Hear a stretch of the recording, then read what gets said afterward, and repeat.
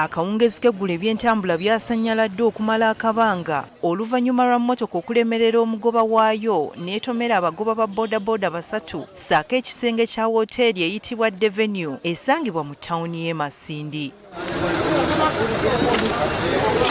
Tukitegedde nti mmotoka eno yabadde mu bitundu by'ekijura ng'egenda Masindi. Era ateire hampwere haigwaro ndiko ndiga acho kuruga kuli hona aizire nakora na controllinga na yayanga ya malira kozere bake mtimbiza hano kiri mu accident ateire hampu mkoto ya motoka ya guruka iguru mu mwanya yaija yahandura yo waya ya masanyarazi ya terexi kati ya Avenue ya tahamunda yatomera abantu bana omwabaire wakagali baitongwa sigairoho ndeni abasatu babaire ba mapikipiki abo bona bahoiro ne pikipiki zona zohoiro.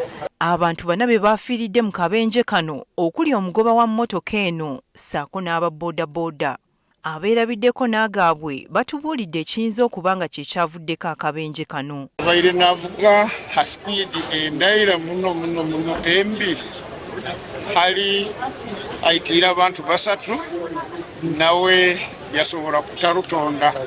Poliisi ekakasizza nti omugoba ne be yatomedde bonna bafiiriddewo era n'esaba abavuzi b'ebidduka bonna okuba abeegendereza n'obutanywa nga bavuga. Kuteerera abantu baitu bakuba ne bakolesa enguudo n'ovuga motoka ondera amateeka ga hanguudo tuleke kuvuga omaze kunywa tuleke kuvuga ndiima. Emirambo gy'abagenzi gyatwaliddwa mu ggwanika ly'eddwaliro e Masindi okwekebejjebwa n'oluvannyuma ne giweebwa abagenda okugiziika.